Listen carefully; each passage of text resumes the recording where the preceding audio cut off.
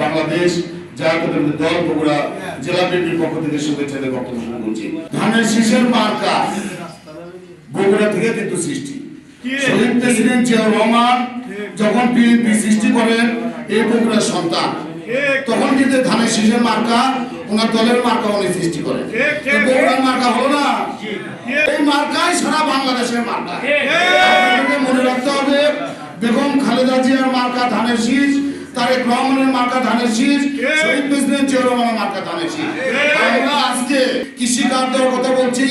আমি বাদশাহকে বলতে চাই, বগুড়ার মানুষকে যদি আমরা কিছু নাও দিই, সবাই ধানের শীষে ভোট দেবে।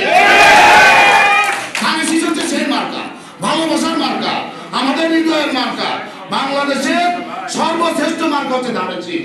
তা আপনাদের কাছে আমার কি অনুরোধ থাকবে, সেই যে এত কথা জামাত নাই,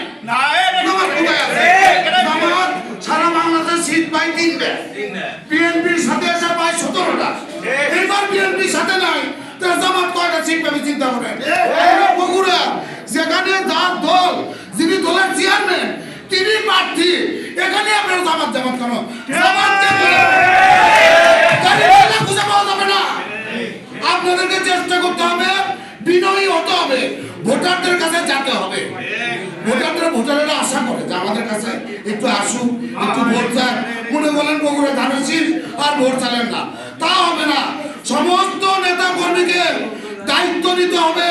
ধানের শীষে যারা সমর্থক তাদেরকেও দায়িত্ব নিতে হবে যে আমাদের নেতা যেন সারা বাংলাদেশের মধ্যে সর্বোচ্চ ভোট পেয়ে এই আসন থেকে নির্বাচিত হয়। সবার সুস্বাস্থ্য দীর্ঘায়ু কামনা করছি।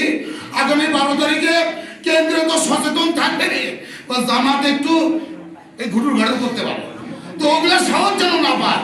কেন্দ্র ভরে থাকবেন, কেন্দ্র ভোট, সেন্টার ভোট, যত ভোট আছে সমস্ত কেন্দ্রে পাহারা দেবেন। মা বোনেরাও তাড়াতাড়ি যায় পাহারা ভোট শেষ করে বাদশা বেড়াতে ভোটের রেজাল্ট দিয়ে তারপরে বাসায় যাবেন। সবাই ভালো থাকবেন, সুস্থ থাকবেন, সবার সুস্বাস্থ্য দীর্ঘায়ু কামনা করে বক্তব্য শেষ করছি।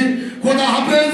বাংলাদেশ জিন্দাবাদ, শহীদ জিয়া অমর হোক, বেগম খালেদা জিয়া জিন্দাবাদ, ধানের শীষ জিন্দাবাদ, 14 নম্বর ওয়ার্ড বিএনপি জিন্দাবাদ, মা বোনেরা জিন্দাবাদ।